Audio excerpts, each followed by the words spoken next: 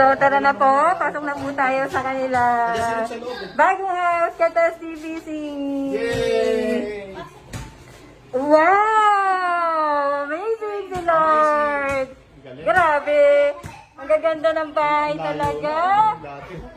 Grabe si Lord! Yeah! Ang ganda ng set mo, Mars. Grabe, perfect. Grabe talaga si Lord. Ganda. Wow! Sobrang ganda na, Mars. Ganda-ganda na po. Yan po yung dati grabe ang laki ng pinagbago. Yung wala kayong kwarto, tapos pagpasok ayan na, may tabing lang po na para makatulog sila. Walang privacy ngayon po. Siyempre, akit ako sa taas. Yan, ito po. Ganda. Wow! Siyempre, maraming salamin dapat.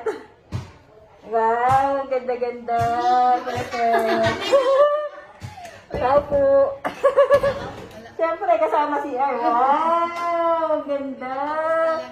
Cream. Ay, ba't ba pinatailaw? Anak! Nawala. Ayan. Grabe, Mars. Katas TPC. Ang ganda-ganda pati yung kanilang kitchen. Diba? Grabe. Ganyan po talaga pag nag-obey kay Lord. Diba? Pag inuna mo si Lord, kasi isa na po si Coach Mars na Christian. Kasama po namin siya sa Binyal at Victory Church. Grabe. I-dedicate na natin na.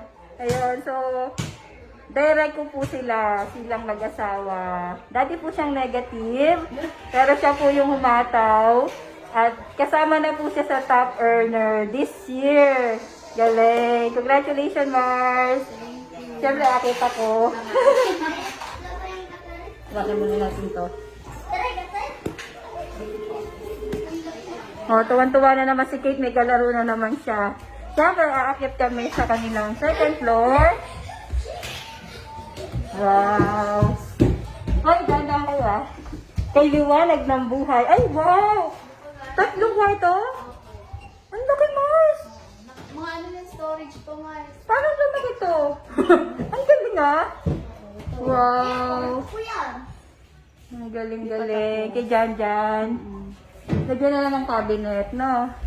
Ang laki. Oh, may ganito pa siya. May hallway. Ang laki ah. Pwede kayo dito matulog. Ang laki yata. Ang nangyari yun? Alex, ang dami yung diba, sa terrace. Wow! Nakabuo na pala. Nakabuo na pala siya. Wow, laki ng master bedroom. Hindi, at least konti na lang. Wow! Galing naman ni Zairi! Ayun. So, ano po yung ma-advise mo, Mars Myra, sa mga titisyan? Yan. Ay, ang ganda oh. Ang ganda ng ano oh. Sige, Mars. Dito ka. Fish ba to? Oo. Ayun, ano lang, patuloy ka lang mangarap at maniwala ka lang na kaya mo. Kasi ako dati parang imposible ko na matapos tong bahay pero in God's grace, di ba? So malapit na siya. Kulang, gamit na lang po yung kulang. Tsaka sa mga TPC po, yung mga nag-uumpisa pa lang, ayan. Ano, yun, tuloy-tuloy lang kasi nasa dulo talaga yung reward eh. Wala naman sa umpisa, tsaka pray lang lagi kay Lord na sa kanya lang lahat kasi manggagaling, di ba? So, ayun. Ang galing-galing. So, praise God talaga. Kasi isa si Coach Mars Myra. Patunay kung gaano ka-faithful si Lord sa buhay po natin. Believe me po, kapag nag-obey ka kay Lord, everything will follow po. And hindi po talaga to sa kung magaling ka, hindi to talaga pagalingan. Hindi rin po to sa pasipagan. Kasama na po yon. Pero meron kasing time, kami po nila Mars Myra, dumating sa time na sobrang sipag, sobrang hataw, pagod na pagod, sobrang pressure. Pero wala kaming Lord, hindi pa kami nakakilala. medyo talaga nakakapagod, nakaka-stress, parang hindi mo alam kung may mangyayari. Pero nung nakakilala po kami kay Lord, napunta kami ng Peñal, napunta kami ng Victory Santa Maria, nagkaroon ng relasyon kay Lord. Ang dami pong naayos, relasyon sa pamilya, relasyon naming magkakaibigan, relasyon ng team, pati character po natin babaguhin ni Lord. Kapag sinundan natin siya, kapag si Lord po talaga inuna natin, wala po imposible. Di ba? Yung grabe po talaga. Kung makita niyo po talaga to, first floor lang po talaga to, sino makakapagsabi na magiging second floor ang kanyang bahay, ganito kaganda. True TPC lang po yan. Siyempre sa hard work po ni Mars Myra and sa husband po niya. And siyempre sa grace ni Lord. Sa grace po yan ni Lord. Hindi po dahil sa reward po yan. Kasi lahat po nakikita ni Lord. Yung obedience natin. So isa po yan silang mag-asawa. Yung nag-o-obey po talaga sila when sa giving po talaga. Tithing.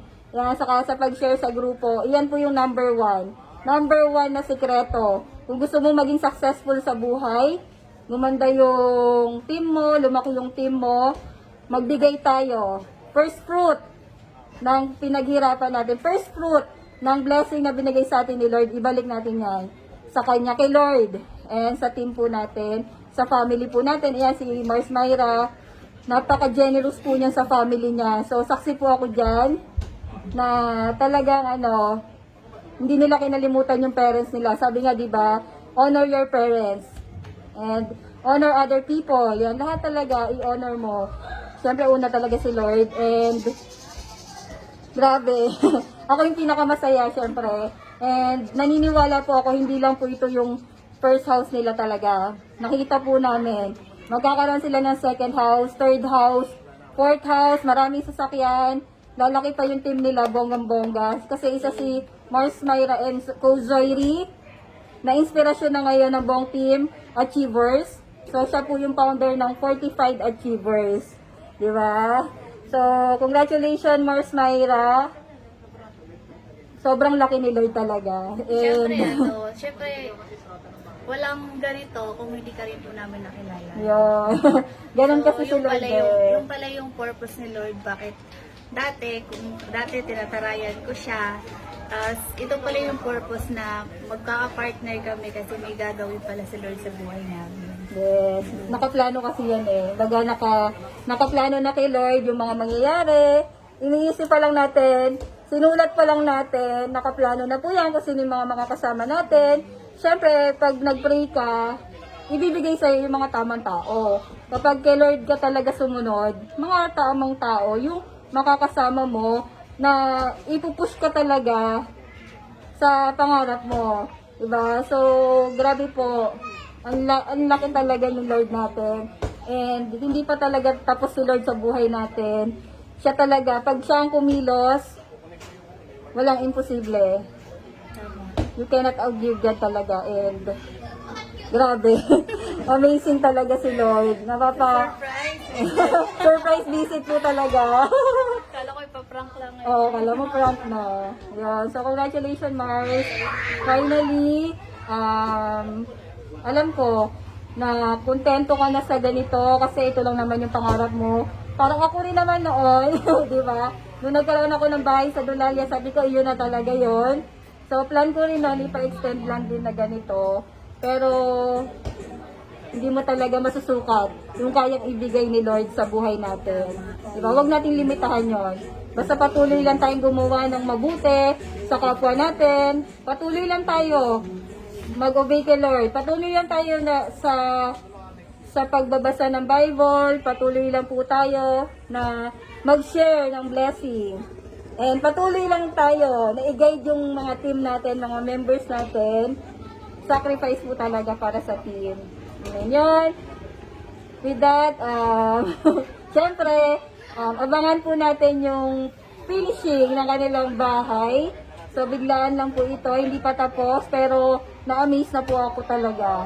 Diba? Sobrang na-appreciate ko po. And sobrang deserve po nila mag-asawa yan. Napakabuti po ng puso nito si Mars Myra. Talagang thumbs up. Yan. Bye-bye po, and kayo na po ang susunod.